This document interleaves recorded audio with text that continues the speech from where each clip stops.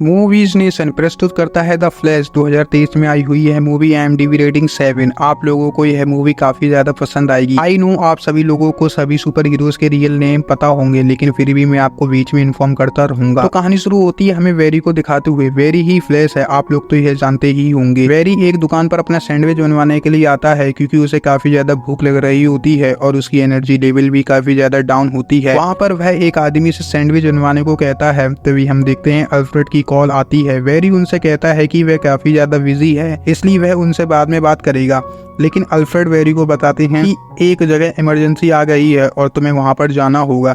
Very किसी और को वहां पर जाने को कहता है। वह कहता है कि सुपरमैन को आप भेज दें। अल्फ्रेड वेरी से कहते हैं कि सुपरमैन कहीं और बिजी है और वंडर वुमन उसकी कॉल नहीं उठा रही है, इसलिए तुम्हें ही वहां पर जाना होगा। अब वेरी उस आदमी को देखता है जो सैंडविच बना रहा होता है।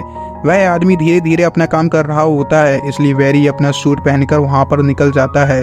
वहां पर वह एक हॉस्पिटल की बिल्डिंग को देखता है जो कि गिरने वाली होती है। उस बिल्डिंग में काफी सारे छोटे छोटे बच्चे होते हैं। वेरी यहाँ की सिचुएशन को देखते हुए बैटमैन को बुलाता है।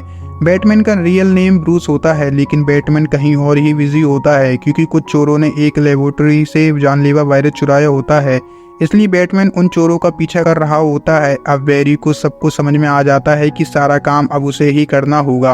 तभी हम देखते हैं वह बिल्डिंग गिरने लगती है और उस बिल्डिंग से सभी बच्चे बाहर गिरने लगते हैं। वेरी उन बच्चों को बचाने के लिए जाता है, लेकिन उसकी एनर्जी तो काफी ज्यादा डाउन होती है, इसलिए वह अपनी पावर का पूरा इस्तेमाल नहीं कर पाता और टाइम फिर से फास्ट होने लगता है। अब हम देखते हैं वेरी उन बच्चों को बचाने की वजह वह एक मशीन से कुछ खाने लगता है और यह काफी ज्यादा फनी सीन होता है। अब वेरी का एनर्जी चार्जर भी चार्ज हो जाता है। अब वेरी एक एक कर सभी बच्चों को बचा लेता है और उस नर्स को भी। दूसरी तरफ हम देखते हैं ब्रूस ने चोर को पकड़ लिया है। वह लोग ब्रिज पर लटके होते हैं और चोर के हाथ में वह वायरस समुद्र में गिरने ही वाला होता है। अगर ऐसा हुआ तो पूरे शहर में तबाही हो सकती है। चोर का हाथ ब्रूस से छूटने ही वाला होता है, तभी हम देखते हैं वंडर वुमन वहां पर आ जाती है और चोर को गिरने से बचा लेती है। वह काफी ज्यादा बिजी होती है, इसलिए वह वहां से चली जाती है। अब वेरी वापस से उसी रेस्टोरेंट में आ जाता है और अपना सैंडविच लेकर अपने ऑफिस चला जाता है। ऑफिस में उसके बॉस उससे खुश नहीं होते हैं क्योंकि वह हमेशा की तरह देरी से आता है।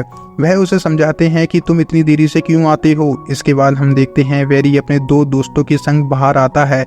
वहां पर उसके बॉस का इंटरव्यू चल रहा होता है। एक लड़की वेरी को पहचान जाती है, वह उससे मिलने के लिए जाती है और यह लड़की वेरी की क्लासमेट रह चुकी होती है। उस लड़की का नाम एरिस वेस्ट होता है। अब वह दोनों आपस में बात ही कर रहे होते हैं। बातों ही बातों में एरिस के मुंह से वेरी के पिता के केस के बारे में बात निकल जाती है। जाने अनजाने में वह कुछ ऐसा बोल देती है जिससे वेरी हर्ट हो जाता है और वेरी वापस अपने घर के लिए निकल जाता है। घर के डोर के पास उसके लिए कुछ आया होता है। अब हम देखते हैं जेल से उसके पिता की कॉल उसको आई होती है। वेरी अपने पिता से कहता है कि उसके दोस्त ने एक प्रोग्राम बनाया है जिसकी मदद से उसे CCTV कैमरा की फुटेज मिली है और उस फुटेज में आप साफ साफ नजर आ रहे हैं कि उस दिन आप सुपरमार्केट में ही थे, लेकिन यह सबूत काफी नहीं है। अगर आप थोड़ा ऊपर देख लेते तो मैं आपको बचा सकता। उसके पिता उससे कहते हैं कि तू मेरी फिक्र मत कर। वेरी के पिता जेल में क्यों हैं इसके बारे में मैं आपको आगे बताऊंगा। सीन शिफ्ट होता है। हम देखते हैं वेरी की धुंधली यादें ताजा होने लगती हैं। अब हम वेरी के बचपन का समय देखते हैं। वेरी अपने माँ बाप के संग खुश रहता था, लेकिन एक दिन उसकी मॉम सुपरमार्केट से टमाटो की कैन लाना भूल गई, इसलिए उसकी मॉम ने उसके पिता को कैन लाने के लिए उन्हें सुपरमार्केट भेजा। उसके पिता जब घर वापस आते हैं तो वह देखते हैं कि उनकी पत्नी को किसी ने चाकू मारा है। यह सब कुछ वेरी देख रहा होता है। देखने पर ऐसा लगता है कि वेरी के पिता ने ही उसकी मॉम को मारा है, इसलिए कोर्ट वेरी के पिता को दोषी ठहरा देती है और इसलिए हमने शुरू में देखा था कि वेरी के पिता जेल में क्यों हैं। सीन प्रेजेंट में आता है। वेरी अपनी उन यादों को लेकर काफी ज्यादा दुखी होता है, इसलिए वह काफी ज्यादा फास्ट दौड़ता है। वह इतना फास्ट दौड़ता है कि वह समय को ही पार कर देता है और अब वेरी एक ऐसी जगह पर आ जाता है जहां से वह टाइम ट्रेवल कर सकता है। पहले तो वह कुछ ही पलों के लिए टाइम ट्रेवल कर सकता था, लेकिन अब तो वह किसी भी समय में जा सकता है। वह सारी बातें ब्रूस को बताता है। वेरी ब्रूस से कहता है कि मैं पास्ट में जाकर अपनी मॉम को बचा सकता हूँ। ब्रूस वेरी को ऐसा करने से रोकता है और वेरी से कहता है कि अगर तुमने ऐसा किया तो टाइम बदल भी सकता है, हमें टाइम से छेड़छाड़ नहीं करनी चाहिए। वेरी ब्रूस को समझाता है कि अगर उसने यह कर दिया तो मैं तुम्हारे मॉम डैड को भी बचा सकता हूँ।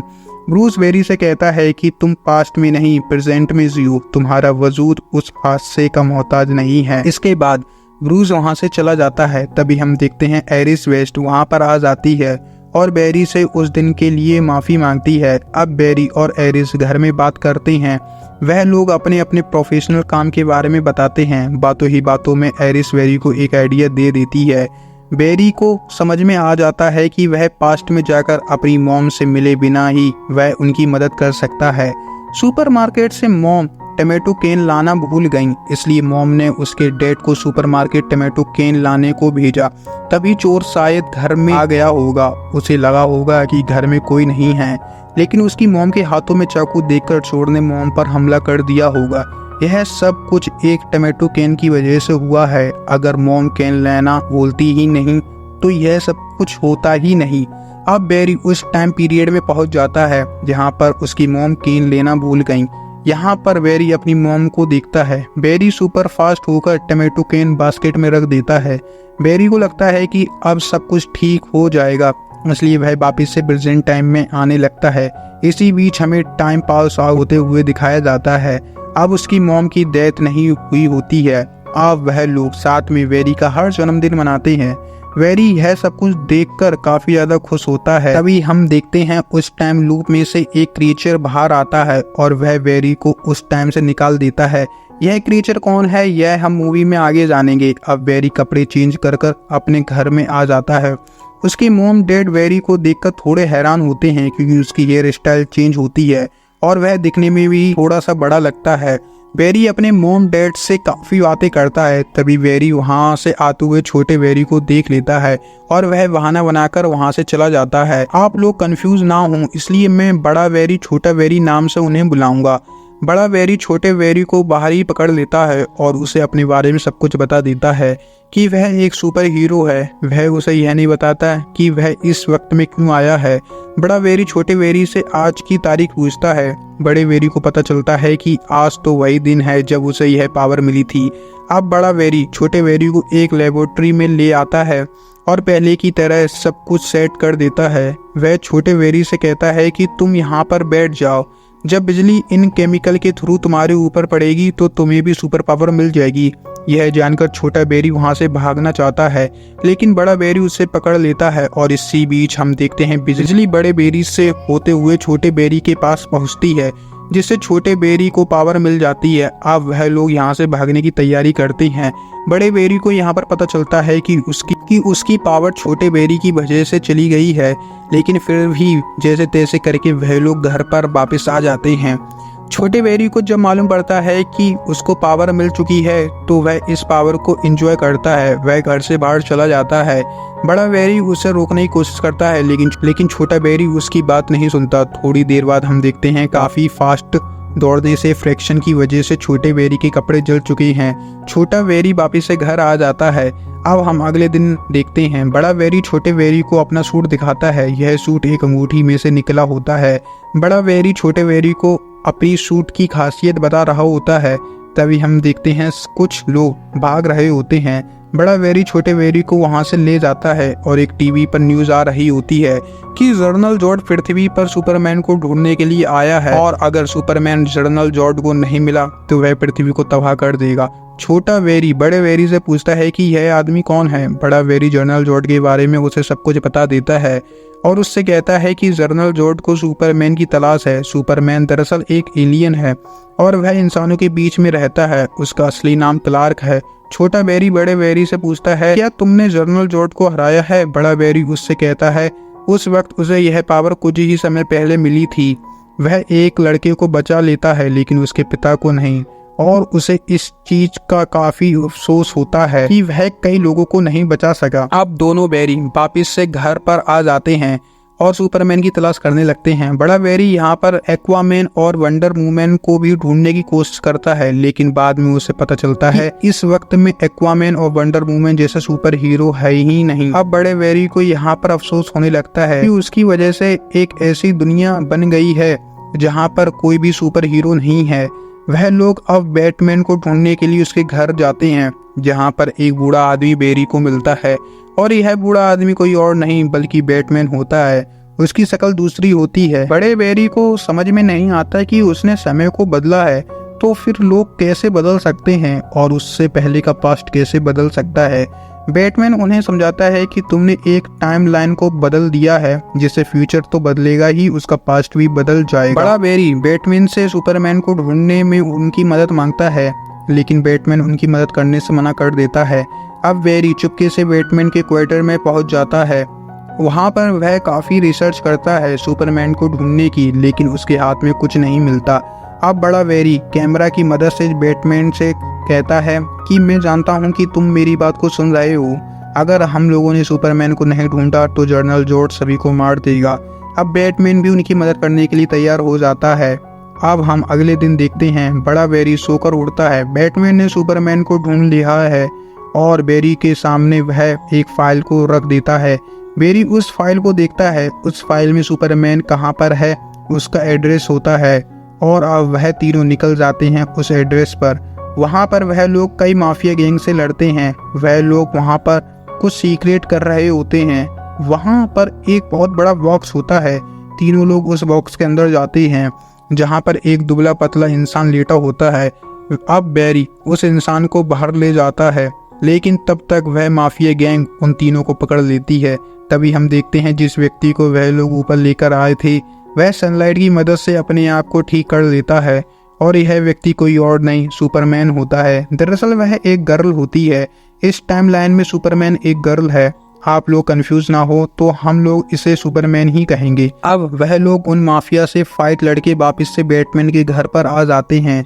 सुपरमैन वापस से अपने आप को पावरफुल कर लेती है। छोटा बेरी सुपरमैन को जनरल जॉर्ड के बारे में उसे बता देता है। सुपरमैन अब वहां से चली जाती है। सीन शिफ्ट होता है। बैटमैन वेरी से पूछता है कि तुम इस टाइमलाइन में क्या बदलने के लिए आए थे। वेरी बैटमैन को सब कुछ बता देता है और छोटा बेरी नीचे से सब कुछ सुन लेता है। दूसरी तरफ हम देखते हैं सुपरमैन जॉर्ड की करी हुई तबाही को देख रही होती है और यहाँ पर बड़ा बेरी बैटमैन से हेल्प मांगता है क्योंकि उसके पास अब सुपर पावर नहीं होती है, इसलिए वह भी पहले की तरह केमिकल के थ्रू अपने आप को पावर देने की कोशिश करता है, लेकिन उसकी यह कोशिश नाकामयाब रहती है। उसका शरीर जलने लगता है। तभी हम देखते हैं सुपरमैन वापस से आ जाती है और बड़ी बेरी को वह आसमान में ले जाकर एक बहुत बड़ा बिजली का झटका दिलाती है, जिससे बड़े बेरी को भी पावर्स मिल जाती है। अब वह लोग फाइट लड़ते हैं, जिस दौरान छोटे बेरी की फेस पर एक निशान बन जाता है और इधर सुपरमैन जनरल जॉर्ड से लड़ रही होती है। दूसरी तरफ बैटमैन एक बड़ी शिप पर निशाना लगाता है, लेकिन उस पर सुरक्षा कवच लगा होता है, जिससे उस शिप को तो कुछ नहीं होता, लेकिन बैटमैन की शिप डिस्ट्रॉय हो जाती है और बैटमैन की मौत हो जाती है। जनरल जॉर्ड भी सुपरमैन को मार देता है। छोटा बेरी यह सब कुछ देख लेता है और उसे विश्वास नहीं होता कि ऐसा कैसा हो गया। अब वह लोग फिर से टाइम को रिवर्स करते हैं और इस बार बैटमैन को बचा लेते हैं, लेकिन कोई ना कोई वजह से सुपरमैन और बैटमैन फिर से मर जाते हैं। दोनों बेरी इस टाइम को बदलना चाहते हैं और इसके लिए वह कई बार टाइम को रिवर्स करते हैं, लेकिन हर बार उन्हें असफलता ही मिलती है। बड़े बेरी को समझ में आ जाता है कि वह इस टाइम को नहीं बदल सकते। वह छोटे बेरी से कहता है कि अब हमें यह सब कुछ रोक देना चाहिए क्योंकि हम लोग कुछ नहीं बदल सकते। बड़ा बेरी अपनी मॉम के बारे में उसे बताता है। छोटा बेरी उससे कहता है कि मुझे सब कुछ मालूम पड़ गया था। छोटा बेरी हार नहीं मानना चाहता, वह एक बार और कोशिश करने के लिए चला जाता है। तभी हम देखते हैं वही क्रिएचर बड़े बेरी के पास आ जाता है।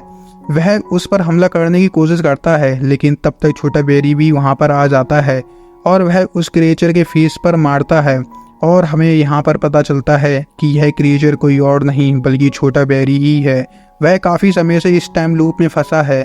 यहाँ पर हम काफ़ी सारे टाइम लूप को डिस्ट्रॉय होते हुए देखते हैं और हमें पता चलता है कि अलग अलग यूनिवर्स में अलग अलग सुपरमैन और बैटमैन हैं और उन सभी के टाइम लूप आपस में मिलकर डिस्ट्रॉय हो रहे होते हैं। वह क्रिएचर बड़े बेरी से कहता है कि जब जब मैं टाइम को बदलने की कोशिश करता हूँ तुम बीच में आ जाते हो, और वह बड़े बेरी को मारने के लिए जाता है, लेकिन बीच में वही छोटा बेरी आ जाता है और छोटे बेरी की मौत हो जाती है, जिससे वह क्रिएचर भी मर जाता है। अब हम देखते हैं बड़ा बेरी फिर से सब कुछ ठीक करने के लिए निकल जाता है। वह फिर से उसी वक्त में पहुंच जाता है जिस वक्त में उसकी मम सुपरमार्केट में होती हैं। वह उनकी बास्केट में से टमाटो कैन उठाकर अलग कर देता है जिससे टाइम फिर से वैसा ही हो जाएगा जैसे शुरू में था। अब वेरी वापस से घर आ जाता है। आज उसके पिता की कोर्ट में पेशी है, जहां पर हमें पता चलता है कि पुरानी टेक्नोलॉजी की वजह से हम सीसीटीवी कैमरा की फुटेज सही से नहीं देख पा रहे थे, लेकिन आज की टेक्नोलॉजी ने यह सब कुछ करके दिखा दिया है और न्यू टेक्नोलॉजी की वजह से वह उस फुटेज को दोबारा देखते हैं जिसमें उसके पिता निर्दोष पाए जाते हैं और उन्हें बलि कर दिया जाता है। तभी हम देखते हैं ब्रूस की कॉल बेरी को आई होती है। ब्रूस बेरी से मिलने के लिए आया होता है, लेकिन कहानी में यहाँ पर एक ट्विस्ट होता है। ब्रूस कोई और दूसरा आदमी होता है, यानी कि इस यूनिवर्स में बैटमैन चेंज हो गया है। बेरी को यहाँ पर समझ में आ जाता है कि यह सब कुछ उसकी वजह से हुआ है और कहानी हमारी यहीं पर ख़त्म हो जाती है।